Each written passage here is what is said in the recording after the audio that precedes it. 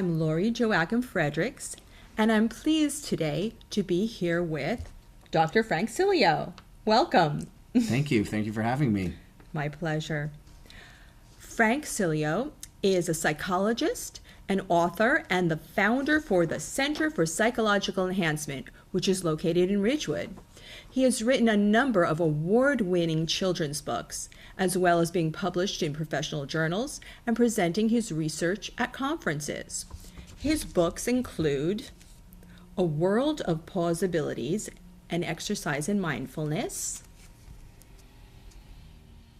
Don't Put Yourself Down in Circus Town, a story about self-confidence. And I personally love this book because I've been using it with my adult singing students to help them get over some of their stage fright.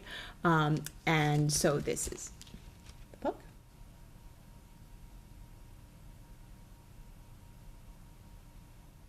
Another wonderful book that I personally really enjoyed reading called Sally's Sore Loser, a story about winning and losing.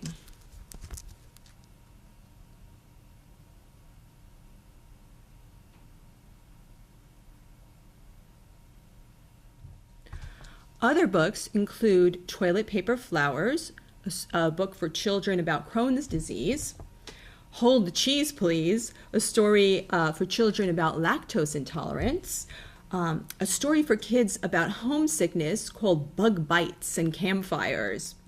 But today, we're going to focus on the book, Did You Hear?, which is about gossiping and by extension about cyberbullying.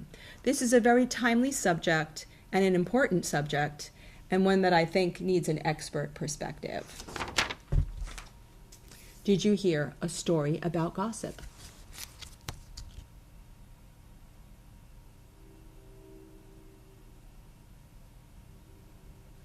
As a mental health professional, why do you focus on children's mental health?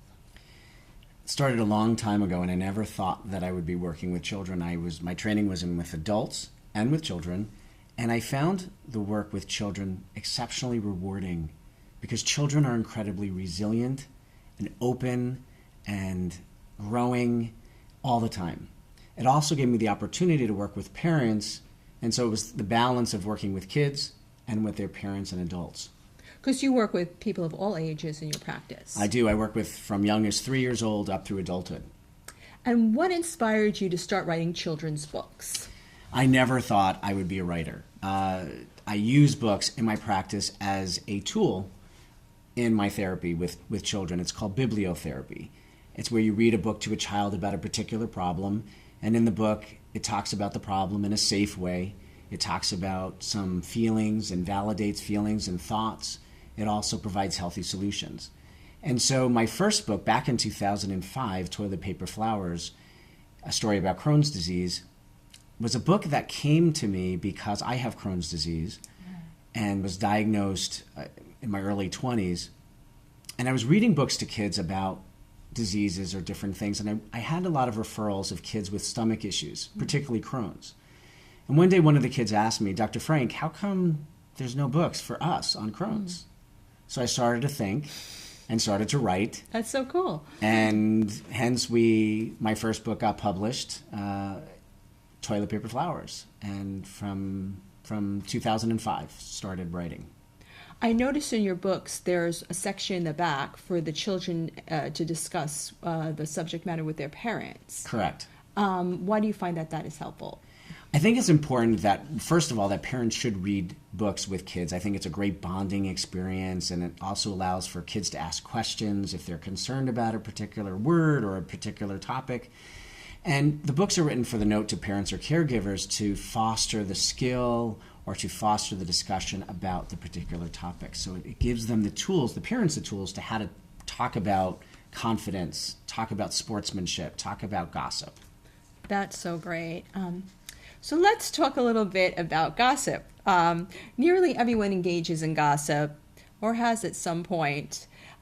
Is any level of gossip toxic, or does it become a problem at a particular point, and how do we identify this? I think most people gossip, and for the most part, gossip is ways that in which we communicate with each other. Like we might ask, have you heard Jane has been sick? Or, how come, Michael hasn't been to practice? And so someone might share a story or what's going on with them. So that would be considered gossip. It really crosses the line when it goes into malicious gossip. And when people start spreading untruths or things that someone told in confidence to someone else, and it could really destroy reputations and hurt feelings and, cause other kinds of problems for kids as well as for adults. Absolutely.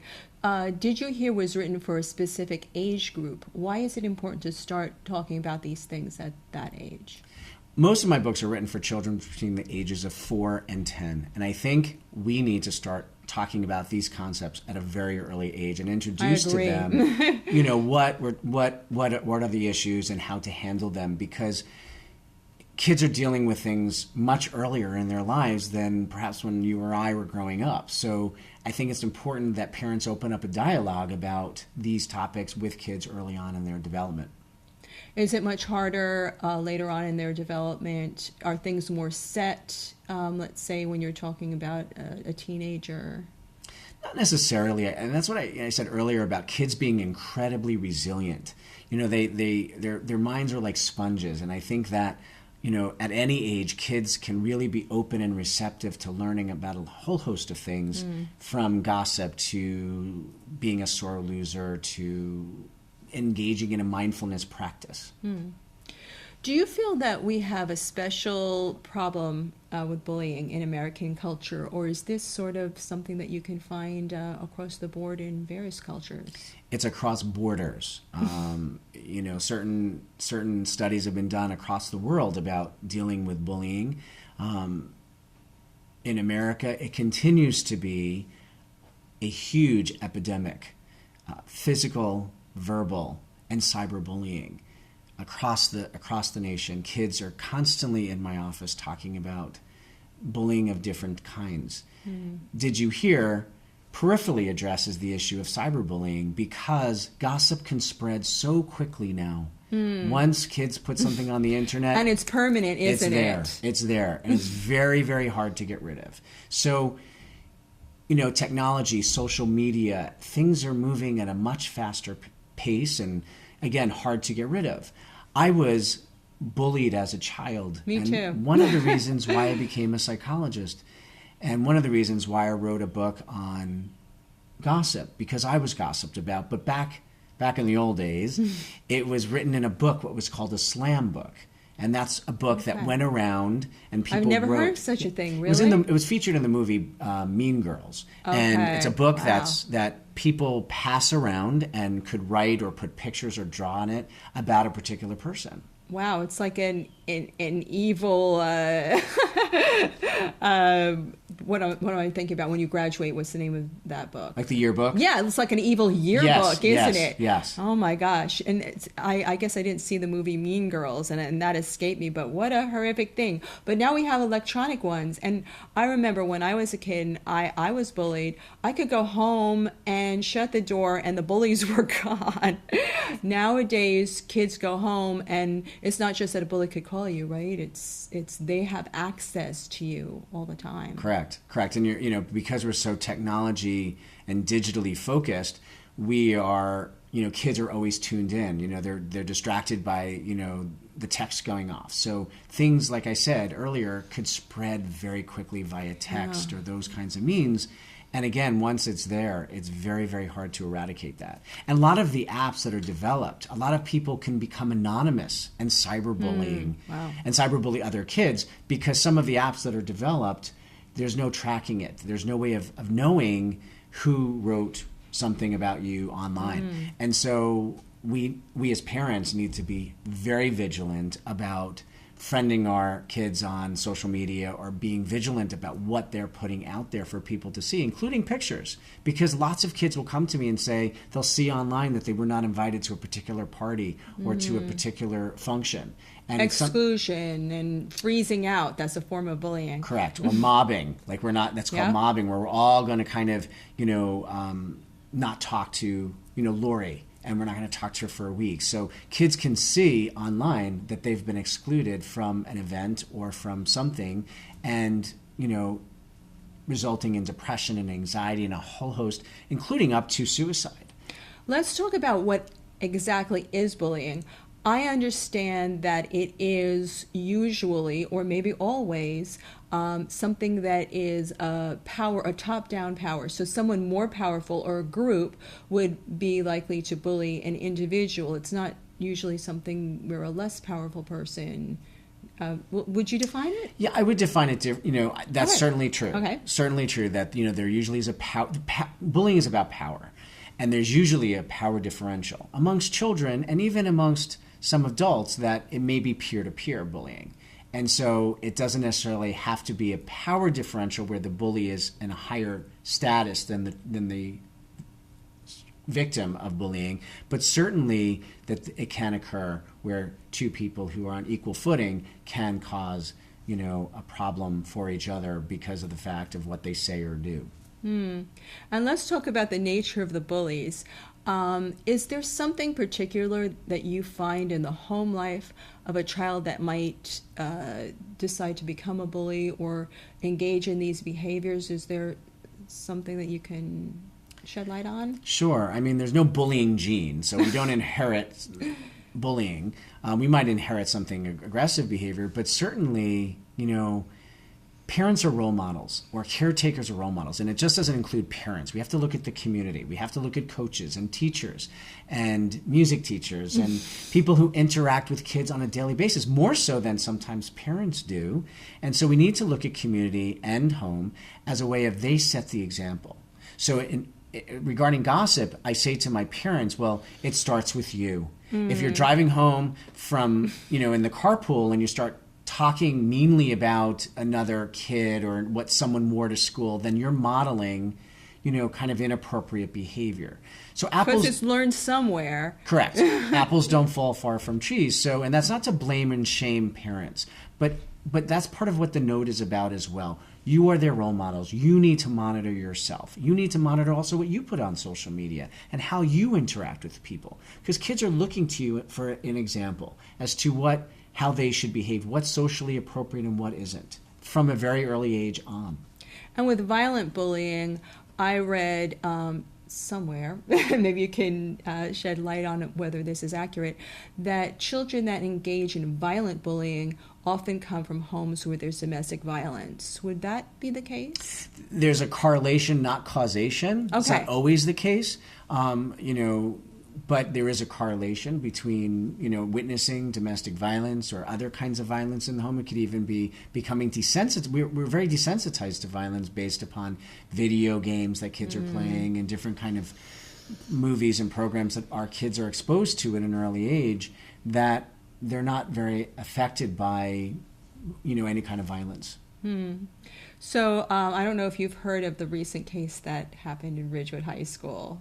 Yes, I am. And of course we only know, and in fact I heard about that case just literally moments after we connected, and I found your phone message to me, and I saw that and I was like, oh my goodness, this is so important. I mean, this is a very sad case with violence involved in a high school. Right. And so it is such a serious thing. What would you say to parents who are afraid for their children at school? Well, I think that, again, going back to the community model, we've kind of moved away in our culture from it takes a village to raise a child. And I think that, we have come to the point where if someone approaches you about your child, parents may react with, that's not my kid, or mind your own business, or whatever. And I think we need to change our way of thinking as parents and say, this is our community. And how do we come together and kind of look at this issue, whether it be bullying, whether it be violence, whether it be whatever the issue might be, is to look at that and say, how could we, if a parent approaches me about my child, how am I going to react to that? And how do we also communicate with the community, the schools, the police department, and engaging the community to get involved and work together on this problem, because it's not just there's not just one solution. there's several solutions Yeah. and several ways to kind of deal with this issue of bullying. What about the kind of child that becomes a target or victim? As someone in the arts and entertainment industry, I can tell you that probably everybody that I know in my profession would say that they were targets of bullying. Is there some kind of profile that... The research has kind of identified three kinds of types or kids that might be more bullied than others. The first one is girls who develop early in their life physically. The second are children with developmental issues or special needs. And the third are traditionally boys who are not in traditional kinds of boy kinds of activities, like the arts, drama, music, dance, or artistic expression of some sort. And I see that in my practice as well. So not only have some research identified those children or those children who are in those categories, but also I've witnessed that qualitatively come into my practice, and kids saying to me or having those issues and being bullied because of, in your situation, or answering your question regarding the arts. See, I find my friends, female friends in the arts, would also say that they are more likely to be victims of bullying. I certainly was, and I feel it was kind of just because I was a nonconformist. Do you think that there's anything to be said with groups and people who don't conform, or? Well, anything that's different raises anxiety for Sure. people. So I think especially for kids, because they don't know how to make sense of it. Right. And if they're not being adequately talked to about or understood about something, a person with disabilities or a person with special needs, for example, if they don't understand that, it frightens them. And so it's important for parents to open up that dialogue about that. It also, parents also need to kind of look at their own prejudices or their own kind of biases about how they see the world or how the stereotypes that they also hold, because they may be passing that along, not genetically, but also but Things that they're environmentally. saying, Right. he's a sissy, or why is this boy taking ballet, or Correct. right, and then the kids go, oh, it's okay to bully them.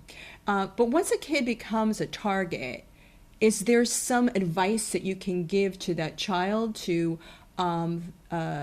protect them? Or what would you, if a child in therapy in a session said, the kids are really bullying me, how can I stop this? What would you say? Well, I think that there are very strong laws in New Jersey against bullying. The HIB law, harassment, intimidation, and bully, is in place, and I think parents and kids need to approach schools, etc., about what's going on. What I might tell a young person, and time constraints here of our interview, Right. but certainly I would want to understand what's going on with them. I want to make sure that they're safe, because lots of kids who get bullied think about suicide. Yeah. And I want to make sure that they are in a safe place, and that they have not only myself as a safe person to talk to about that, but there are other trusted adults in their life that they can talk to about their feelings about it. Kids can't escape the playground or the lunch table or school, different than adults who maybe can go to HR or quit their job or move on to someplace else. So children are kind of feeling trapped in those environments. I try to empower them in assertiveness training. Many kids who get bullied, and it's not their fault, but often will display nonverbal behaviors that will make them targets for being picked on. Like they may walk with their head down all the time, or they may walk with slumped shoulders, or they may often be by themselves. Children are less likely to be bullied if they're with friends in a crowd than if they're by themselves. See, that's the thing that just gave me a big hint about people in the arts, because people in the arts tend to be introverts. They don't actually need to be with other people in order to feel okay about themselves. In fact, Right. they like their own alone time to create. So because of that, maybe they might be walking around alone in their having their daydreams and doing their creativity, and then all of a sudden somebody's like, "Oh, this person could be a target, perhaps." And That was really my kids interesting. in the arts, I tend to do a lot of role playing in my practice, and where I model, different ways of handling situations, and then giving them kind of scripts. And we can't get rigid about a script because obviously if they go to school and the bully doesn't say A, B, or C that I said Right. in the treatment room, then they're like, that didn't work. Right. So, particularly my kids in the arts really appreciate the kind of experiential part of it, of learning how to, stand up, put your, shoulders back, to learn what to Right. say and kind of how to react when people say things, because if a comedian tells a joke and it's not met with laughter, Right. the comedian's going to stop. Right. If a bully, is not getting the kind of reaction they want from you, we hope that they will stop. Yes. Some still persist in their bullying. What about a kid that fights back, who then can end up being branded as a bully themselves? How do you... I think there's a difference between, self-defense and then aggressing upon somebody. Sure. So I think it needs to be clear, and I make that very clear to my patients and my parents, that if someone is coming after you, if someone is attacking you physically, that you need to defend yourself, because you do need to protect yourself. You need to Sure. protect your body. You need to protect your property. Certainly, they're... in conversations with schools, they can kind of talk that out as far as, not identifying, being re-victimized as in the principal's office or the vice principal's office. I think it's important that the schools really have a good understanding of how to handle these situations. You're not going to pull the person who's the bully and the person who's being bullied into perhaps the same room right away, because it's made re-victimizing that individual. Yeah. And so sometimes they need to talk about it in a kind of broader sense, a school-wide sense, or a classroom sense, in a way of addressing this issue. And again, I think that if we start out early, I think that we have a better chance of kids being more sensitive to these issues than if we start being reactive. We need to be proactive, not reactive to this issue. Do you think that interventions within schools actually work? When HIB was passed as a law, it seemed that, from my experience of working with many towns in Bergen County, that people were more sensitive to the topic. It seems of recent, I don't know why, but it seems to be falling off a bit, and I'm a little concerned about that. Okay. And what can we do to revitalize this and get the focus? Because seriously, things are getting more and more critical every day. Correct. I think we can all see that. Yes.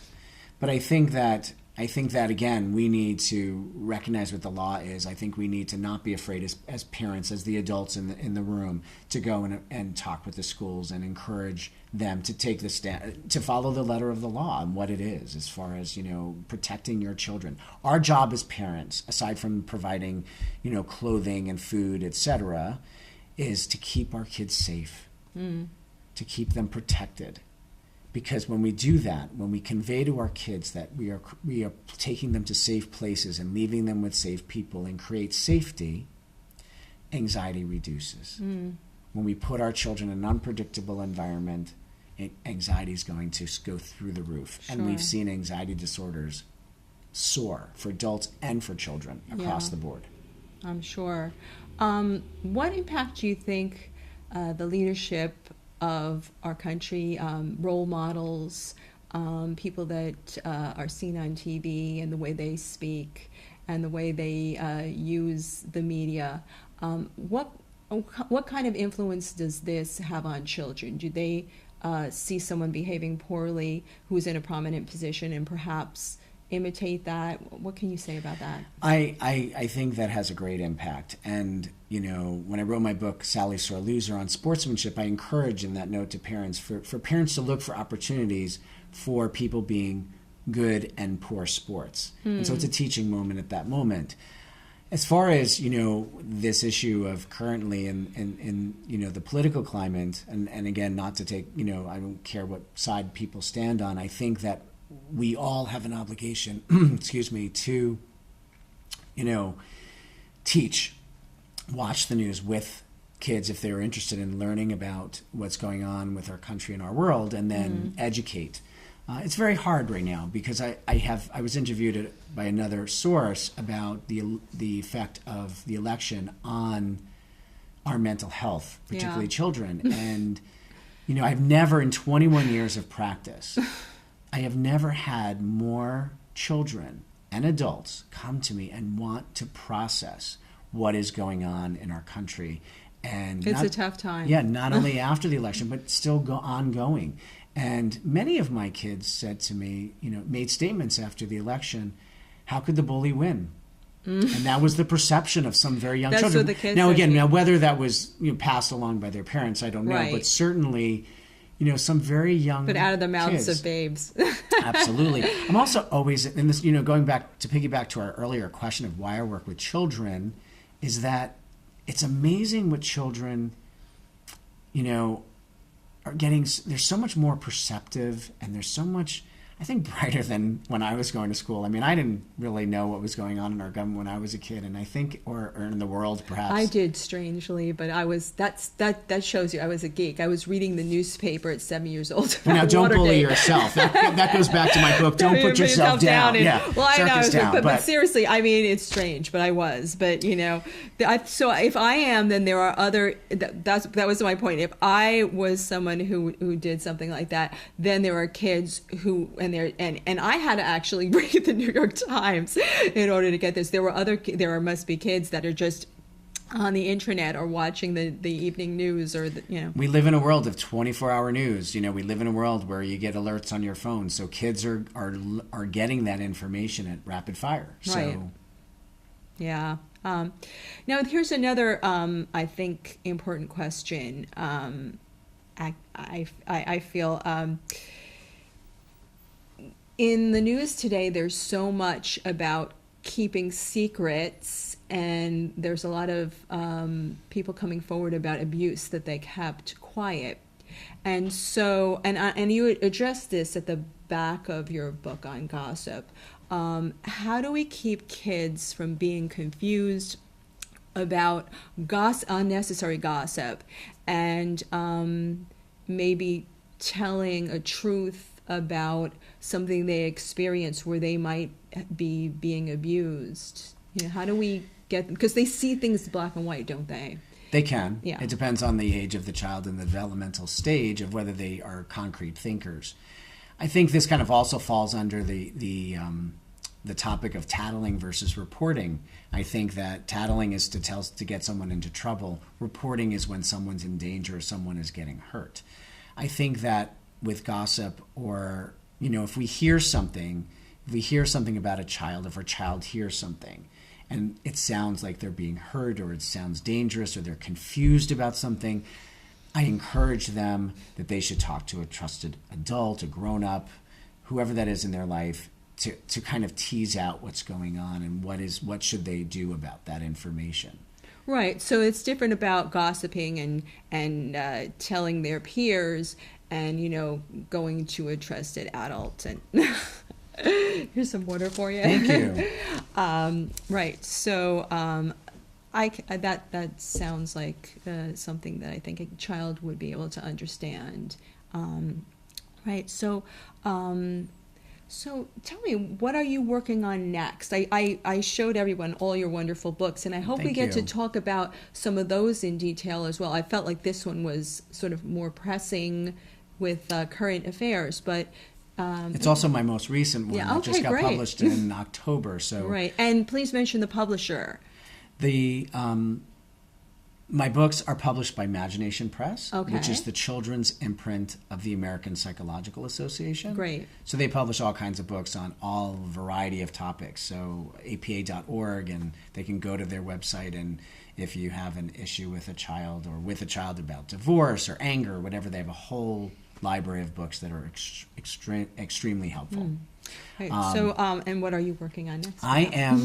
Well, I'm always thinking, and I'm always, I never thought I would be a writer, although when I was a very young child, I did a lot of creative writing.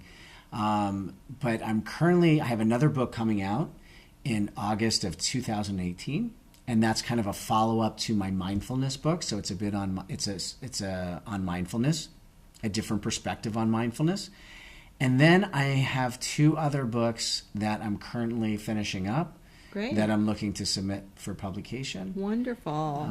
So hopefully the publisher will enjoy them and publish them. The books are so attractive, and Thank you. I think the illustrator Can you pronounce her name? Jennifer Savoyne. Okay, she is wonderful, and I love how the characters in the book are of different cultures and races, and so the kids will be able to find a character in there that looks like them, which I think is so important. So important. And beautifully drawn, and just wonderful. Thank you. The books Jennifer are beautiful. is terrific, and I've been very, lucky to have very talented illustrators kind of bring my words to life, and that's my favorite part of writing a children's book.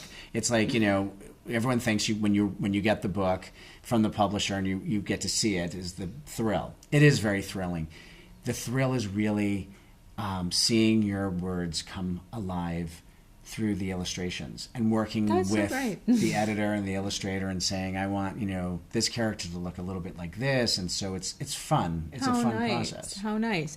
And so the books can be obtained through your publisher, or how else? They could get my books via apa.org. They can get them on Amazon, Barnes & Noble, your local bookstore, on my website, drfranksileo.com.